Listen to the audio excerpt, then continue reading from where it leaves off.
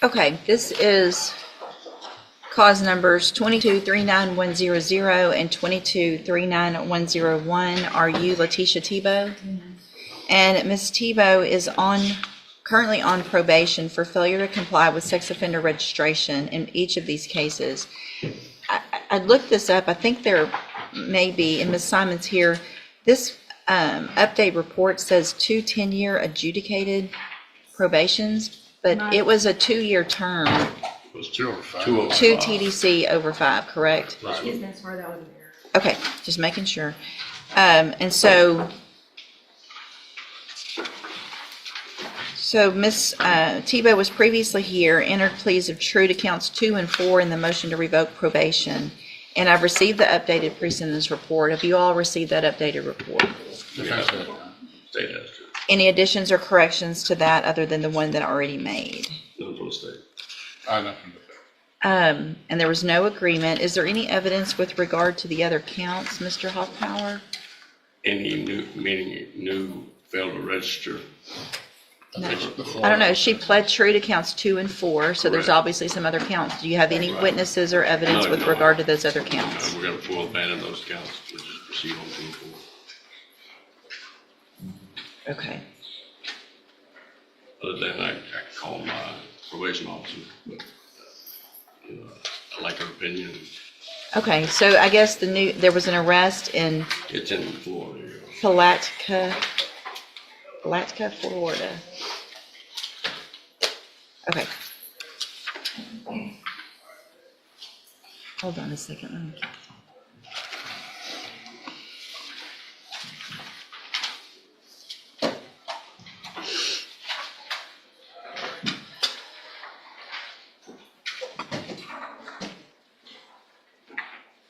Putnam County.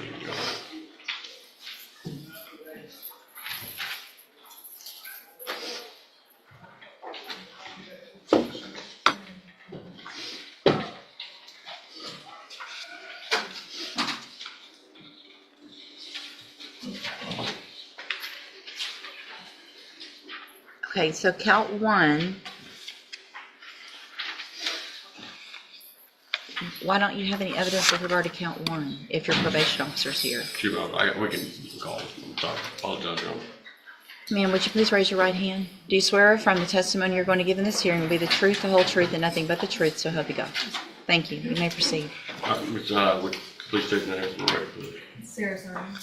I'm a son of you, the probation officer, assigned Ms. Tebow. I am. Okay, and how long have you been first supervision officer? Year and a half. Okay, and throughout the time that you've been a probation officer, has you complied with the terms of her condition? In either one of the cases? Speak up, please. I'm sorry. Okay, no, she has not. She's not. Yeah, okay, in what instances has she not complied? Steve-O has had consistent reporting habits. She was not paid towards her closest fees. And she lived within the 2 But she allowed, first of all, was she allowed through her probation here in Texas to venture out of the state and be in Florida? She was not. Okay, she wasn't allowed. She was not allowed. Is she allowed through her reporting as a sex offender to move or go to another state without no probation? Is she allowed to leave the state? No, without. She pled true to that. Okay. Count 1 is that she has not reported since January 27th of 2025. Is that true now? That That is true. intermittently, or she is fully not? She's been called a scholar. She is a scholar. Okay, since that day. Yes.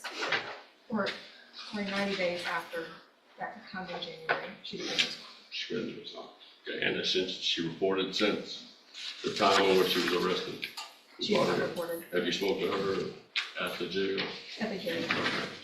All right, did she give a reason for why she didn't report? She did not.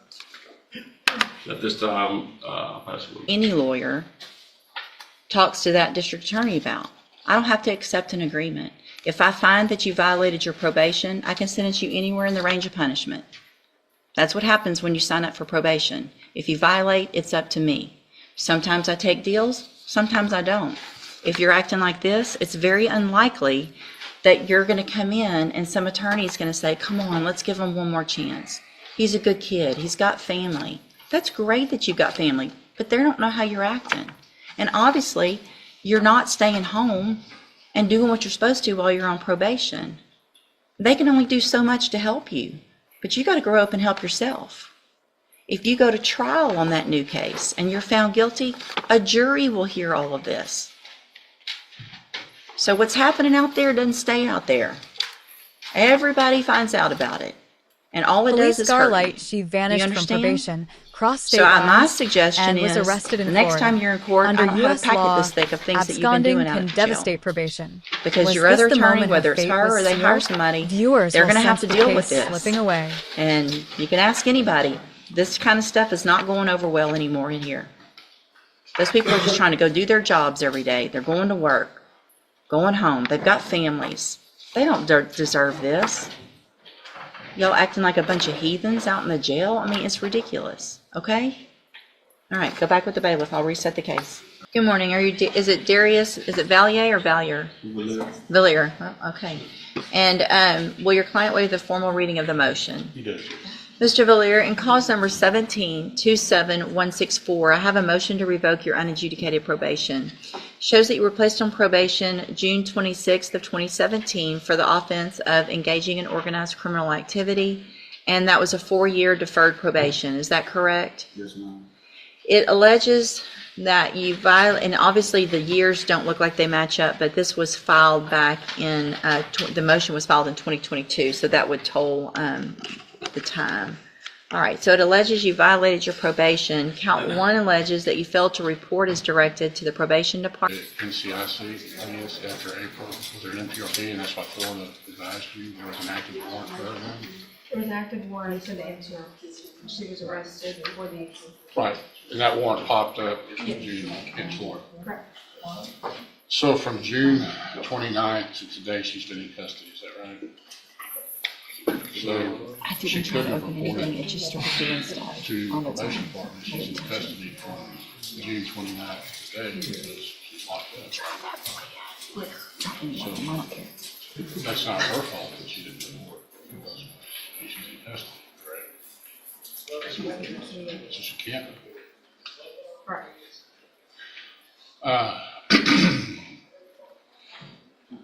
As far as supervising her, she has reported, you say inconsistently, but that means she has reported some, correct? Correct. During the times that she has reported, have you been able to interact with her appropriately? She maintain proper demeanor, that type of thing? She was, yes, but she was consistently late. I had to reschedule her several different times to get her into the office. Have you had any other difficulties with her as far as just maybe perhaps being late or scheduling, as far as your actual interactions? Does she maintain appropriate demeanor, acted appropriately with you? Yes. Would you object to continuing to supervise her? I would. Why is that? My personal opinion, I don't think it's too close to her probation as a priority. She has been on probation, I think, since 2022 and has made no progress in regards to her community. She did some community service, and that's about it. When you say progress, how do you measure progress on probation? Satisfying her court order conditions. And how is she falling short other than the reporting and fees and community service? If she committed So any is this correct in the, hold on a second, hold on. Is in the updated report, it states that since she was granted supervision, has reported 6 times for scheduled office visits. Is that a correct number? Okay. 6 times since 2022. I have another question, Your Honor. Let's let Mr. Kimler finish. If she were to be extended, which the court has the power to do, I mean, you would continue to supervise her, right? Or would you have a problem with supervising her? I would work with her. See any indication of the need for some type of mental health referral or anything of that nature? I mean, I understand she's only reported 6 times, as the judge indicated. You see any kind of programs or other things that probation could do for her to maybe perhaps to get her on the right track? I think the only other option would be the cognitive check of IAC. Pass witness. Your Honor, is this the first time that we've been here on these two cases for a motion to revoke? No, Yeah, there was another time back in 2024 in which we had a hearing similar to this, not me, especially as the attorney, but she was brought in on a motion to revoke, and her probation was amended, and she was given 30 days in JCCL, and she was continued, and she was added to the mental health case. the high medium risk case, but she didn't report enough to be transferred over to the high medium risk case. So this is not even the first time that we've been here on this, on similar allegations. That was a year in 2024, we did the same deal. Is that correct? I might follow up on that. I believe in the previous HERP, she had a motion, again, a motion to revoke. She had federal charges, is that right? Correct. The NTRP was filed after she received the federal charges, I believe so, yes. and she was housed in the cell unit. Were you supervising her then? I was not. Do you know if the detainer was placed on her for that NTRP while she was in federal custody? I did not. Did she actually do federal time while she was on probation for this case? That is why the NTOB was dismissed. So she received, I think, about a year sentence in federal court for misprision of a felony. Is that consistent with what she did? 1 year federal probation. Prison, she was locked up, right? She got probation. She had 1 year federal probation. Probation, okay, for misprision? Or you don't know?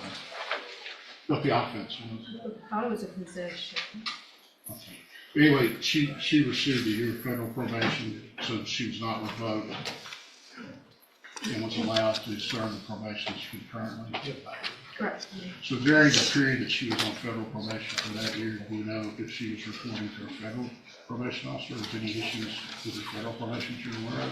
According to Ms. Tebow, she successfully completed her federal probation. And that was at the same time that she was on probation with Jefferson County, is that right? Correct.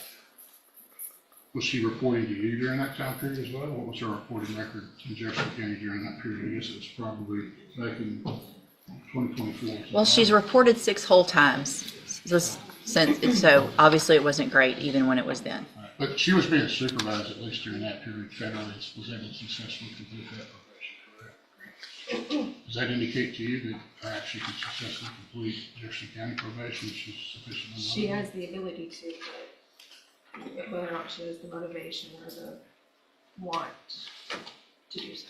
I pass it, Your Honor. All right, any other questions? No, Your Honor. All right, thank you, Ms. Simon. Any other witnesses? No, Your Honor. I would defer to Ms. Tebow, Your Honor, if she wanted to address the court. I think she has written to the court, and that letter's incorporated in the PSI.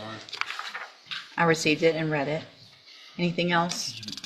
No, I mean, when I did fail to report, sometimes I was hard with scheduling, but a lot of it had to do with my mother being sick, and I brought my mother sick to her office with me multiple times, because I wasn't able to just stay with where she was at. I brought her when I could.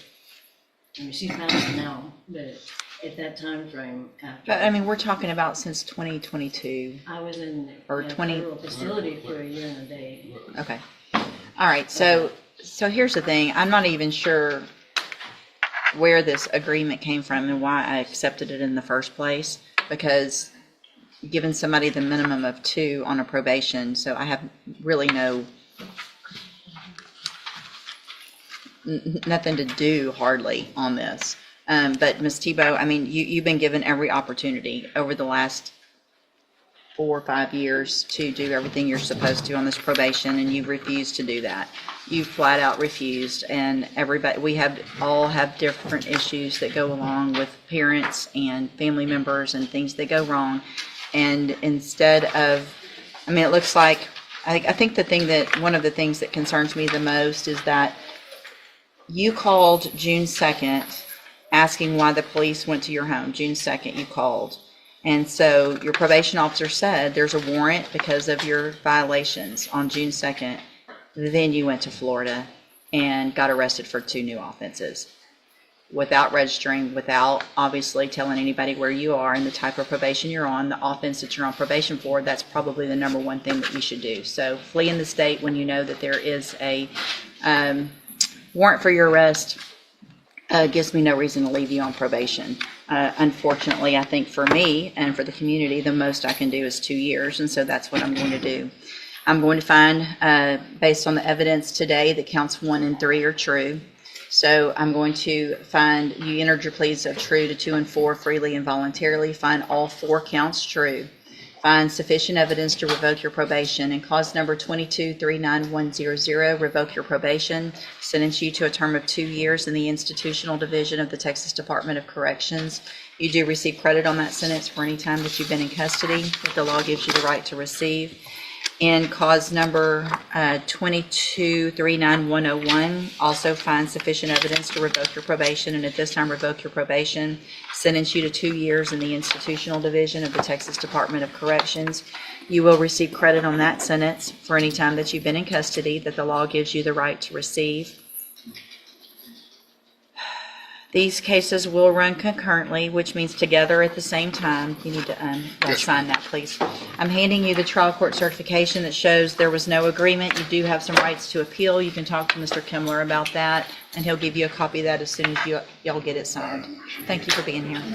Before we begin, I'll let you know what we've proposed to see. Okay. If you even go any further or not. Okay. We were here a couple weeks ago on Mr. Byerly. It's my understanding I had previously prepared for a hearing on those new offenses. At that time, the case was reset, so I did not have the officer subpoenaed for today. I can certainly get them if the court would like to hear from those. It's my understanding that he now intends to enter pleas of true to those new offenses.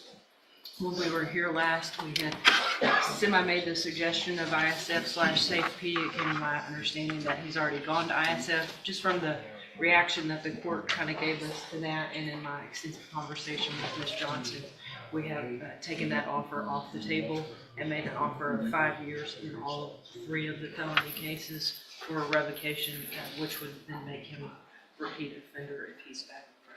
Okay. And that's your understanding and your agreement as well, Mr. Burbank? Yes, Your Honor, and we prepared paperwork and 3 indicated 2 MTRPs and new possession. I only see 2. Is there another set of paperwork? I've got the 2 MTRPs. I don't see the new case. Possession that I sent. So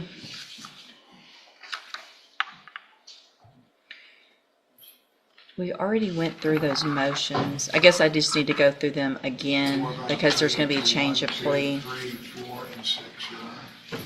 Let me, if you'll print the second one, I'll print the first one. Let me get those pulled up real quick just to make it easier for me to go through. And we can print the ones that were already modified. That way I can make notations on that. And Judge, again, I know I had let you know last time, I'm not meaning to interrupt you. Go ahead, I'm While you're just reading, praying. obviously the concern of the original underlying offenses back in 2017 that carried on until 19 was the violation of protective order. I've continued to maintain contact with that family and can assure the court that they have assured me that there has been no issue with Mr. Byerly. Good. So Thank you for I just that want as the well. record to reflect that.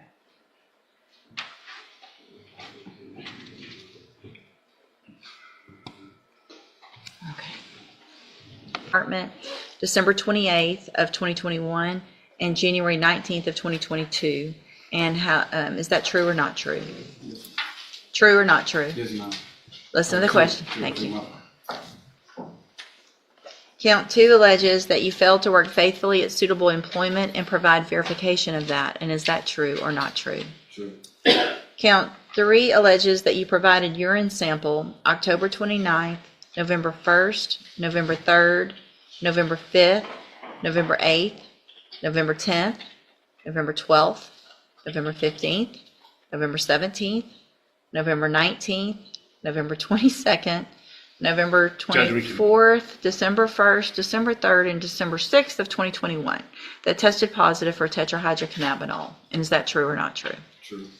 Judge, in light of our agreement, we can drop the remaining counts if it's all right with the court. What we've got here. No new offenses. Collision No, the judge he, delivers the after all those ultimate positives, he was consequence. ordered to go, Probation revoked and 2 ISF. years ISF, and he imposed. never did, In U.S. and courts, his explanation repeated for his violations can absconding, outweigh personal that I was given by excuses. probation Was was that he justice moved in with his served or girlfriend and too harsh? tried to Viewers ignore will it, be I guess. divided. Okay. So that's why we're here today. All right, did you enter your pleas of true to counts 1, 2, and 3 freely and voluntarily? And did you plead true to those counts because they're actually true? Yes, ma'am. I have here on the tablet some documents that have your signature on them that the state has marked as exhibit number 1. Before you signed these, did you go over them with Mr. Lewis? Yes, ma'am. Do you fully understand them? Yes, ma'am. And do you understand, if I follow the agreement that you made with the district attorney, that you'll be waiving or giving up any right to appeal? Yes, ma'am. State tenders number 1. No objection. It's admitted. Is there any evidence that Mr. Valier is not competent? No judge. All right, sir, I'm going to find that you entered your pleas of true to counts 1, 2, and 3 freely and voluntarily. Find those counts true. Find sufficient evidence to find you guilty, and at this time find you guilty of the state jail felony offense of engaging in organized criminal activity. Sentence you in accordance with your agreement to a term of 10 months in the state jail prison. You will receive credit on that sentence for any time that you've been in custody that the law gives you the right to receive. I have handed you the trial court certification that shows this was an agreement that I followed, and so you waived your right to appeal. I also handed you a written admonishment regarding your ineligibility to possess a firearm or ammunition. Because of the judgment entered against you, you're ineligible under Texas law to possess a firearm or ammunition. Possession of a firearm or ammunition could lead to charges against you. Firearm is a legal term, and you should read the written admonishment I provided you to see what devices qualify as a firearm. If you have questions about the laws that make you ineligible to possess a firearm or ammunition, or about how long that lasts, you can talk with Mr. Lewis. All right, good luck to you, sir. You can go back with the bailiff. Thank you, Your Honor. Thank you all. The courtroom tension rises as understand? Judge Raquel So West my faces a suggestion difficult is, hearing with the next time you're defendant in court, I refusing don't to have a follow packet this thick of instructions. things. No, it's okay. I have to do, it's the numbers are the numbers. Okay. Count 1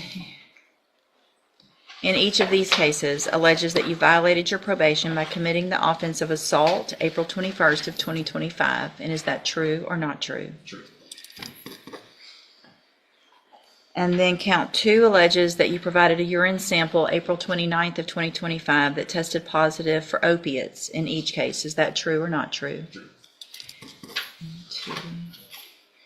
And then count 3 alleges that you failed to provide verification of attending the JCDI program. Is that true or not true? True. And that's in each case as well. Count 4 in each case alleges that you failed to abstain from the use of any and all intoxicating substances, and that you tested positive for alcohol April 15th of 2025. Is that true or not true? True. And that's also in both cases. Count 5 in cause number 18-29063, and count 6 in cause number 18-28800 alleges that you committed the new offense of possession of a controlled substance May 29th of 2025. Is that true or not true? True. Is that enough for everybody? Yes, Judge. Sorry. I feel like I've gotten through it without messing up, but if I keep going on the different numbers. All right. Did you enter your pleas of true in each of those cases freely and voluntarily? Yes, ma'am. And because those counts are actually true? Yes, ma'am. In both of those cases, I have here on the computer some documents that have your signature on them that the state has marked as exhibit number 1. Before you signed these, did you go over them with Mr. Burbank? Yes, ma'am. Do you fully understand them? Yes, ma'am. And do you understand, if I follow the agreements that you've made with the district attorney, that you will be waiving or giving up any right to appeal? I understand. State tenders number 1 in each of those cases. It's one. It's admitted in each of those cases. Is there any evidence that Mr. Byerly is not competent? All right, Mr. Byerly, in each of those motion to revoke your unadjudicated probation cases, I am going to find that you entered your pleas of true freely and voluntarily. And cause number 18-29063, find counts 1, 2, 3, 4, and 5 true. Find sufficient evidence to find you guilty, and at this time find you guilty of violation of a protective order. Sentence you in accordance with your agreement to a term of 5 years in the institutional division of the Texas Department of Corrections. You will receive credit on that sentence for any time that you've been in custody that the law gives you the right to receive. in cause number 18-28800, find counts 1, 2, 3, 4, and 6 true, find sufficient evidence to find you guilty, and at this time find you guilty of violation of a protective order. Sentence you in accordance with your agreement to a term of 5 years in the Institutional Division of the Texas Department of Corrections. You will also receive credit on that sentence for any time that you've been in custody that the law gives you the right to receive. Bless you. Give me just a second now.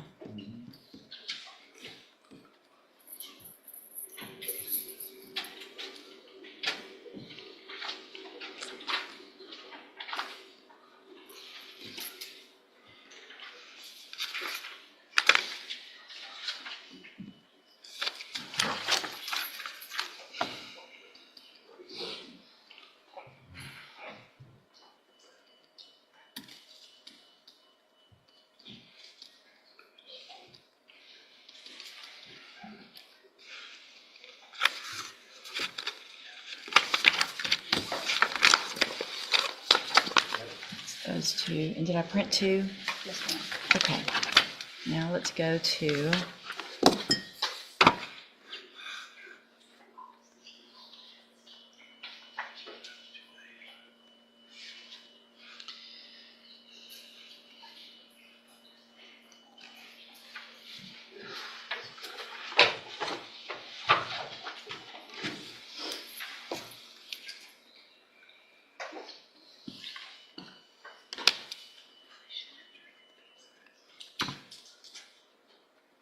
okay. Now, Mr. Byerly, in cause number 25 DCCR 0943, you're charged by indictment with a third-degree felony offense of possession of a controlled substance from May 29th of 2025. And how do you plead to that charge? Guilty. Are you pleading guilty freely and voluntarily? And are you pleading guilty because you did what they charged you with? In that case, I also have here on the computer some documents that have your signature on them. Did you go over these also with Mr. Burbank? Yes, ma'am. And do you fully understand them? And you understand if I follow this agreement, you will also be waiving or giving up any right to appeal. Yes. Also, do you understand if you're not a U.S. citizen that a plea of guilty or no contest may result in your deportation, exclusion from admission to the country, or denial of naturalization under federal law? State tender's number 1 in that case. It's admitted. Mr. Byerly, I'm going to find that you entered your plea of guilty freely and voluntarily. Find that you're mentally competent and understand the nature and the consequences of this plea. Find sufficient evidence to find you guilty, and at this time find you guilty of possession of a controlled substance. Sentence you in accordance with your agreement to a term of 5 years in the Institutional Division of the Texas Department of Corrections. You will also receive credit on that sentence for any time that you've been in custody that the law gives you the right to receive. These 3 cases will all run concurrently, which means together at the same time. I have handed you the trial court certification that shows this was an agreement that I followed, so you waived your right to appeal. I've also handed you a written admonishment regarding your ineligibility to possess a firearm or ammunition. Because of the judgments entered against you, you're ineligible under Texas law to possess a firearm or ammunition. Possession of a firearm or ammunition could lead to charges against you. Firearm is a legal term. You should read that written admonishment I provided you to see what devices qualify as a firearm. If you have questions about the laws that make you ineligible to possess a firearm or ammunition, or about how long that lasts, you can talk with Mr. Burbank. All right, good luck to you, sir. Thank y'all. Thanks for your patience for me getting through that. Okay. Great, sir. Are you Lawrence Jackson? Are you sick right now, Mr. Jackson? No, ma'am, I just said that. Yeah, pull it down so I can hear you better for now. Thank you. And Mr. Jackson was previously in court in cause numbers 24 DCCR 1669 and 25 DCCR 0189. Entered pleas of guilty on each of those cases of driving while intoxicated, third or more. I've received the pre-sentence report. Has everyone had an opportunity to review the report? We have, Your Honor. Yes, sir. Are there any additions or corrections? No, Your Honor. Not from the state. I guess this is just somewhat lucky because one happened before the other one was. All right, Mr. Jackson, I'm going to follow the agreement that you made with the district attorney. I'm going to find in each of your cases that you entered your pleas of guilty freely and voluntarily. I'm going to find sufficient evidence in each case to find you guilty. And cause number 24, DCCR 1669, finds you guilty of driving while intoxicated, third or more. Sentence you in accordance with your agreement to a term of 10 years in prison, but I'm going to probate that. You'll be on probation for 10 years. You're ordered to pay a $500 fine and to follow all of the rules and conditions of probation, which includes entering and successfully completing the safety program. And cause number 25, DCCR 0189, also finds sufficient evidence to find you guilty, and at this time finds you guilty of driving while intoxicated. Sentence you in accordance with that agreement to a term of 10 years in prison, but suspend that, place you on probation for 10 years. You're also ordered to pay a $500 fine in that case and follow all of the rules and conditions of probation, including entering and successfully completing the safety program. If you do everything that you're supposed to on these probations and you're successful, then for all practical purposes, your case here in court is over. You'll be able to serve that 10-year sentence while you're out on probation. The other side of that, though, is if you violate any condition of probation at all, you can be brought back into court and you can be facing that 10-year sentence that you've already agreed to. Do you understand? I only have one of, I don't know if y'all can get to it. I need the certification in 1669. I'm going to hand you the trial court certifications in each case that shows that these were agreements that I followed, and so you've waived your right to appeal. I've also handed you a written admonishment regarding your ineligibility to possess a firearm or ammunition. It's okay. Because of the judgment entered against you, you're ineligible under Texas law to possess a firearm or ammunition. Possession of a firearm or ammunition could lead to charges against you. Firearm is a legal term, and you should read that written admonishment I provide you to see what devices qualify as a firearm. If you have questions about the laws that make you ineligible to possess a firearm or ammunition, or about how long that lasts, you can talk with Mr. Rojas. All right, good luck to you, sir, and we'll get that other copy in a little bit. Good morning. Are you Almeida Miles? And Ms. Miles was previously in court, entered a plea of guilty in cause number 24, DCCR 2330, to tampering with physical evidence. I've received the pre-sentence report. Has everyone had an opportunity to review the report? Are there any additions or corrections? No, we're good. In addition to this pre-sentence report, I've also received and reviewed a number of jail incident reports. Has everyone had an opportunity to review those? And you're 19?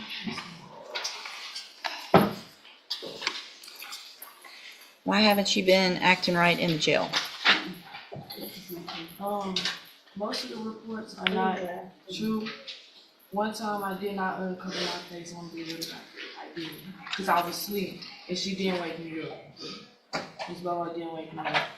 When I got here in June. So she's lying when she says she tried a few times, and then she taps you, taps your bed, kicks your bed a little bit. That day, Ms. Lola never tapped me. And then in June, I got in a fight when I first got here. The girl swung at me first. Okay. That's accurate what it says, the girl here with a closed fist. Yeah, I mean, if you get hit first, that's not the one that I'm so worried about. It's the...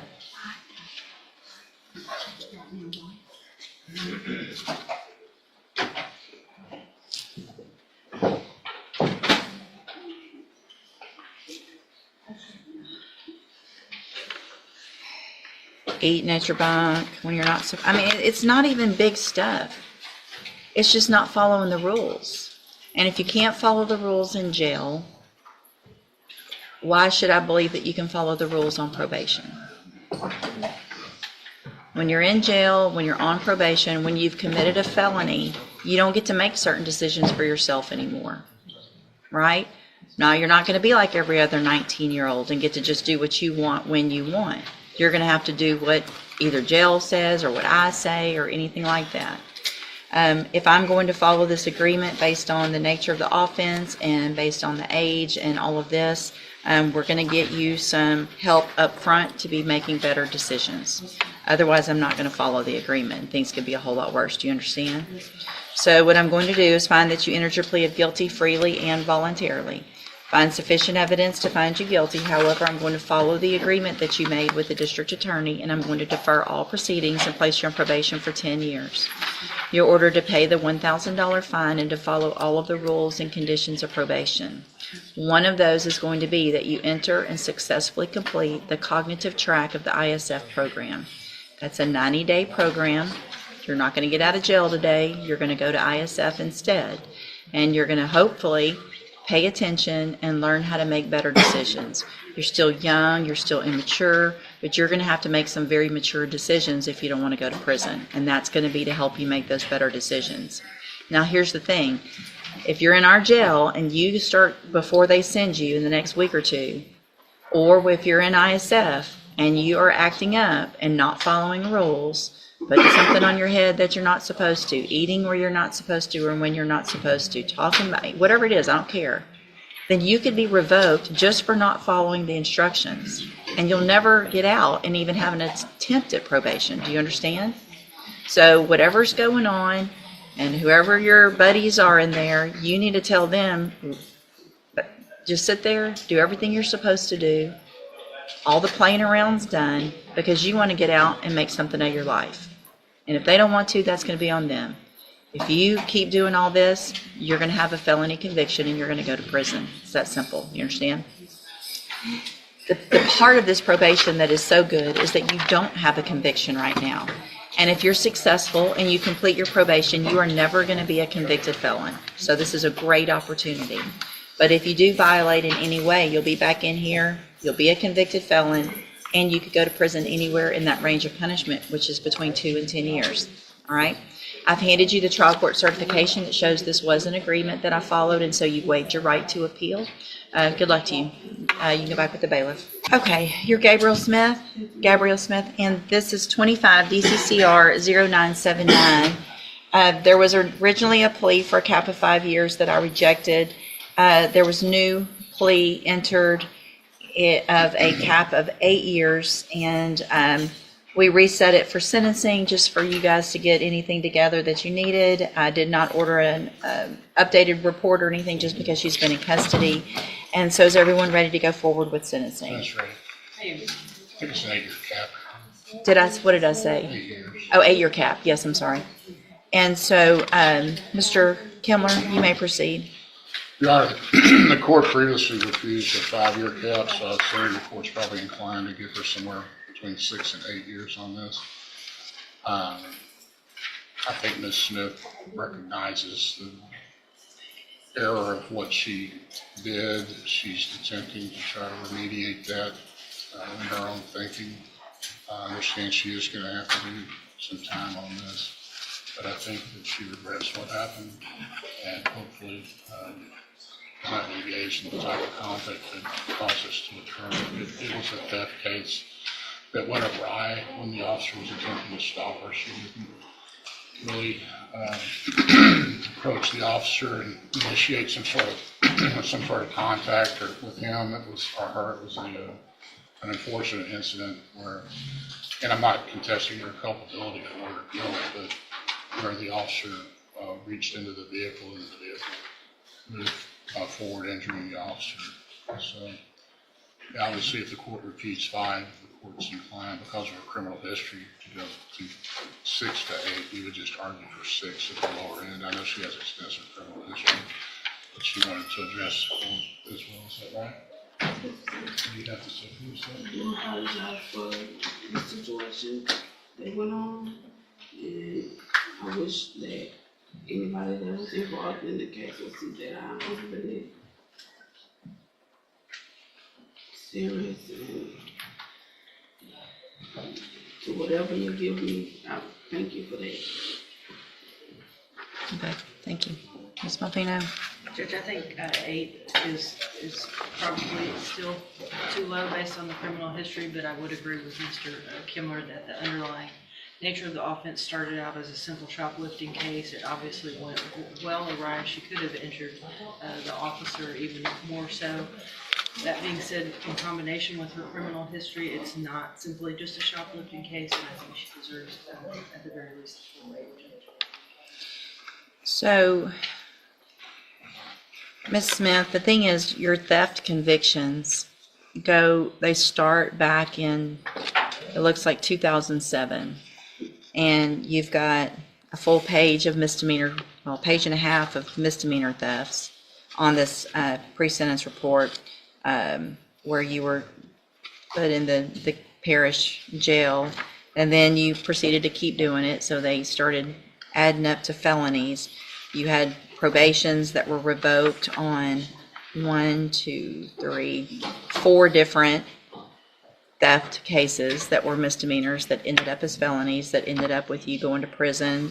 5 years was, it looks like you got 5 years in 2016, 3 years in 2017, and then another year in 2018 in prison for the same thing, shoplifting. And this one, you're shoplifting and you end up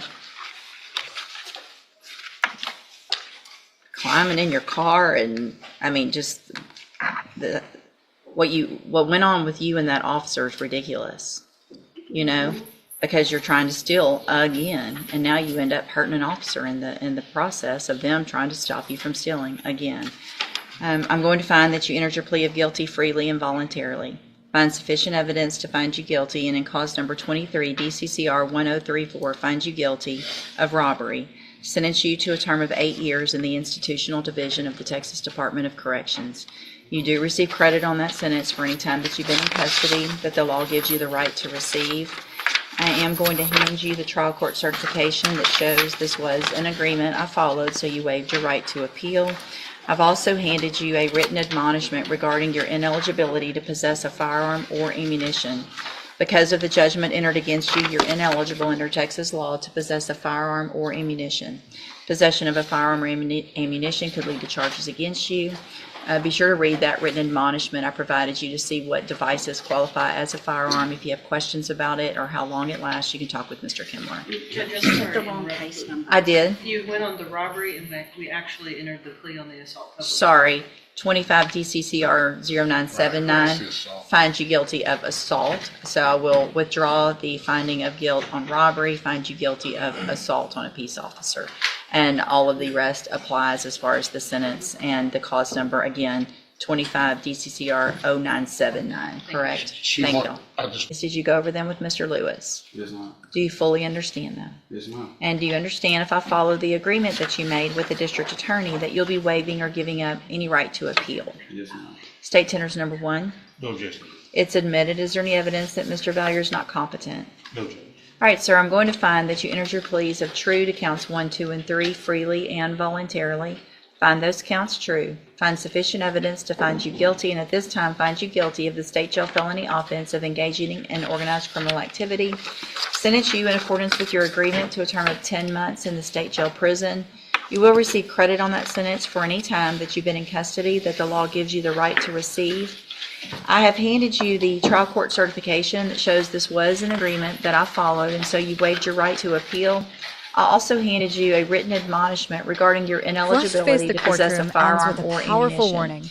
Because of the Probation judgment is a entered privilege, against you, not a right. you're Every ineligible under decision Texas carries law to legal possess a consequences. firearm or ammunition. Do these tough judicial Possession of a moments firearm protect or the public ammunition or could go lead to too charges far? against you. What do you think? Firearm is a legal term, and you should read the written admonishment I provided you to see what devices qualify as a firearm.